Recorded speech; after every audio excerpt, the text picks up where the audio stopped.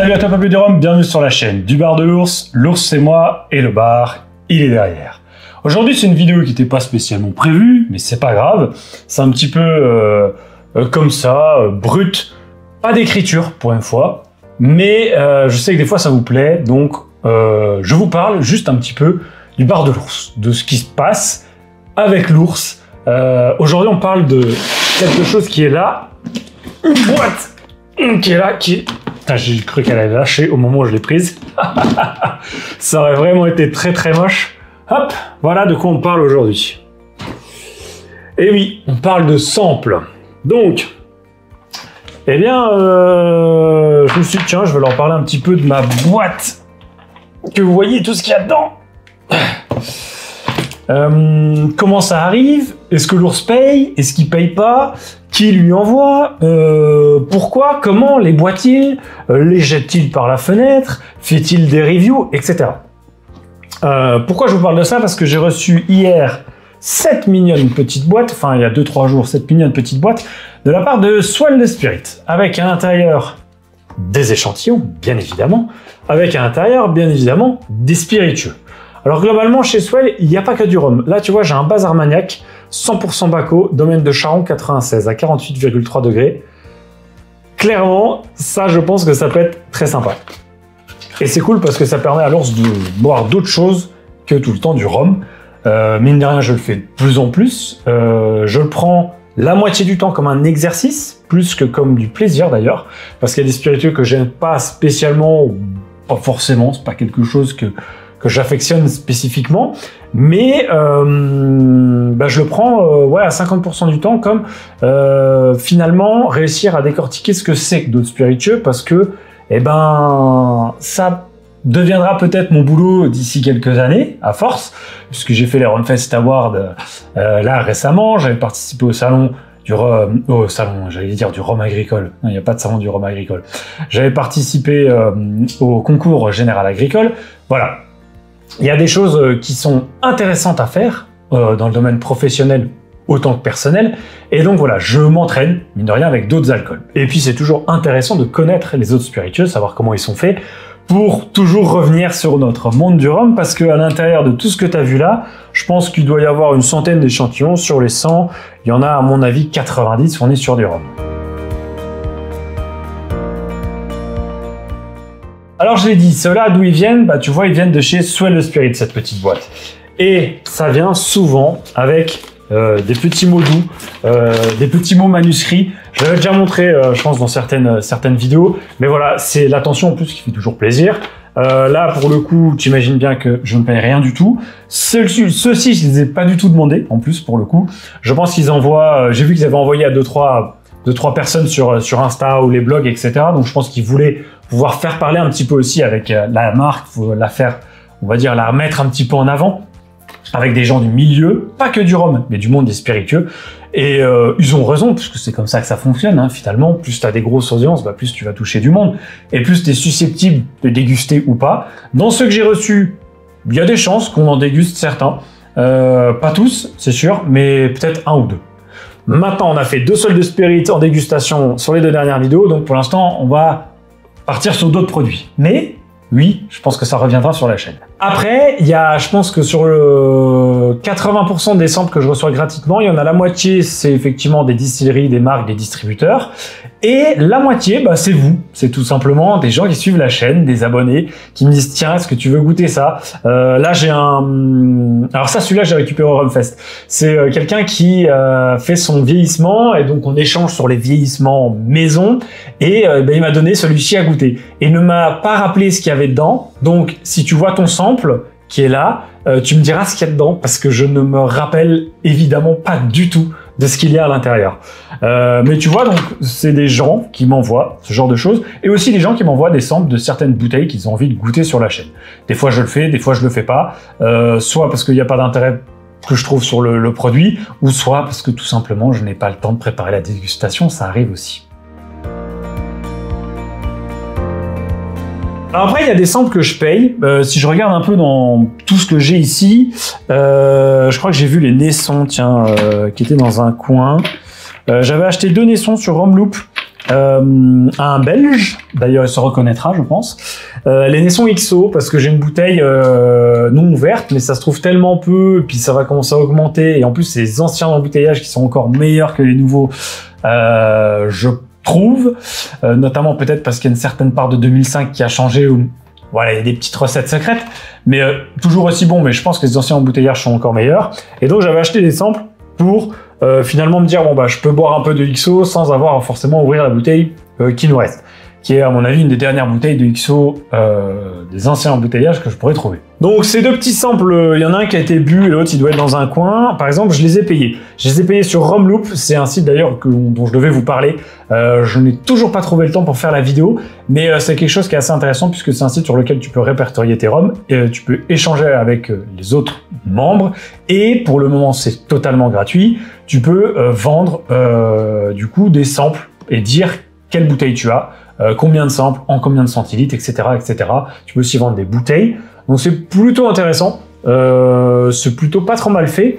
Donc voilà, on en parlera peut-être sur la chaîne. Il faut que je trouve le temps et que je puisse prendre le temps avec l'interlocuteur aussi de le faire. Donc, ceux-ci, je les ai payés. Mais globalement, dans tout ce que tu vois ici, je pense qu'il y a 80% maintenant des samples que je reçois par an qui sont, entre guillemets, gratuits. Donc, soit qui vont arriver par des marques, soit la marque directement, des fois bah, c'est les représentants de la marque, hein, puisque maintenant il y a des entités qui s'occupent de la distribution de certaines marques, de certaines distilleries, même de certains embouteilleurs indépendants, donc ça peut aussi passer par là.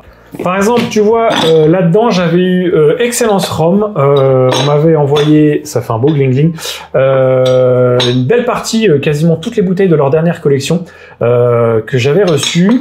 Je les ai pas faites parce que j'avais pas eu d'énormes coups de cœur sur le coup. Et c'est marrant parce que j'ai dégusté du coup le 15 ans, le Saint James, au Rumfest Award, et mon avis a été un petit peu différent à l'aveugle.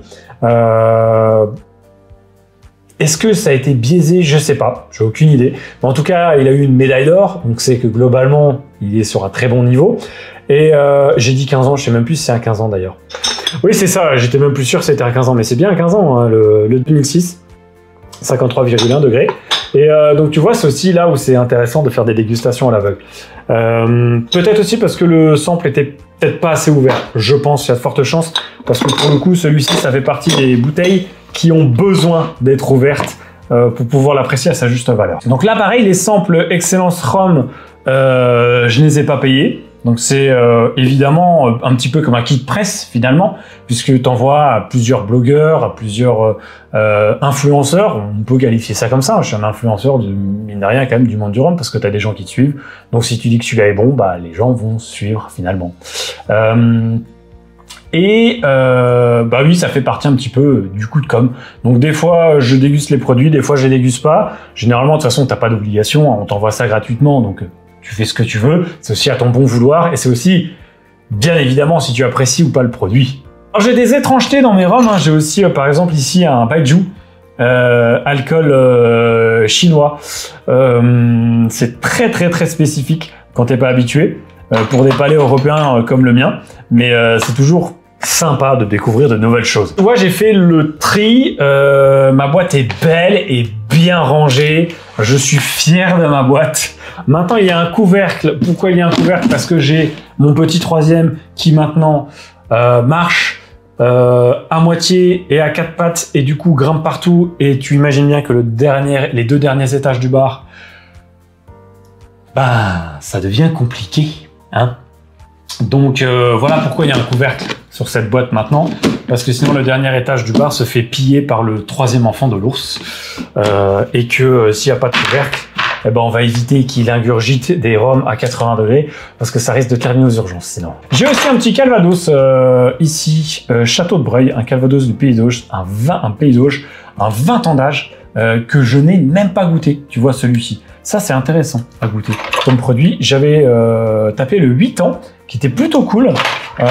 C'est pareil, pas des choses que je bois habituellement, mais ça permet, mine de rien, toujours de te faire le palais, de découvrir d'autres choses, de reconnaître des saveurs, de savoir aussi ce que t'aimes et ce que t'aimes pas. C'est ce que je dis souvent aux gens.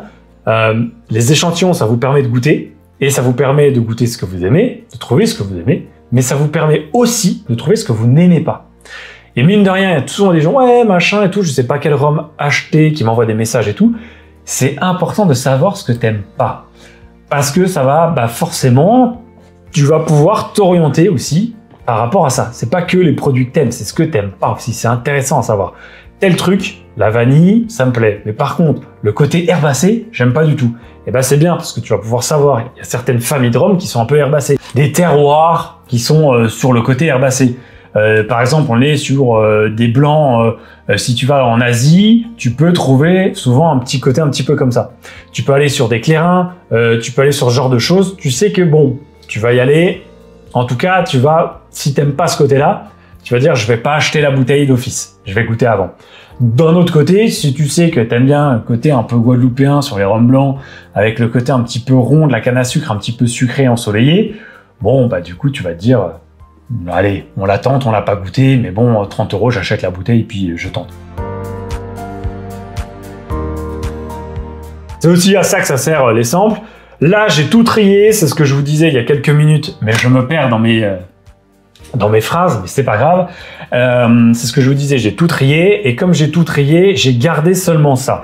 J'en ai jeté, oui, j'ai jeté des samples.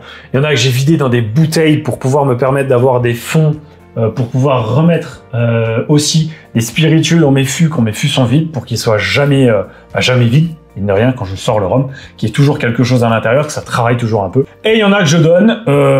Mon tatoueur récupère souvent des bouteilles entamées ou des samples en échange d'un petit billet ou ce genre de choses. Donc voilà. Là, c'est globalement ce que j'avais envie de garder.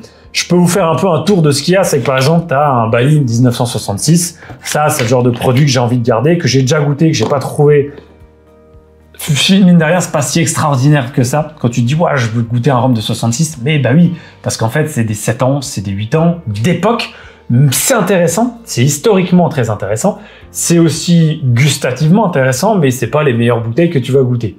Mais voilà, t'as un Bali 66, t'as le 18 ans brut de fût qui avait été sorti. Si je prends ici, j'ai des très vieilles mignonnettes de Saint James, enfin très vieilles. J'ai des vieilles mignonnettes de Saint James qui traînent. Que j'ai gardé parce que voilà, ça c'est quelques samples vides, il y en a pas beaucoup, il y en a 1, 2, 3, 4, 5, 6, voilà, il y en a seulement 6 qui sont vides dans toute la boîte, tout le reste c'est plein. Et après, je t'ai dit, j'ai un petit peu de tout, j'ai un Esson XO full proof, le batch 3, que j'arrive pas à terminer parce que c'est vraiment bon. Je sais même plus si on l'a fait sur la chaîne d'ailleurs, il y en a tellement maintenant. Je te disais, j'ai des ROM de gens qui m'envoient leur vieillissement aussi, donc j'ai certains vieillissements en cours. J'ai un reste de la dernière cuvée que j'avais fait avec des blends que j'avais gardé. J'ai quelques restes aussi.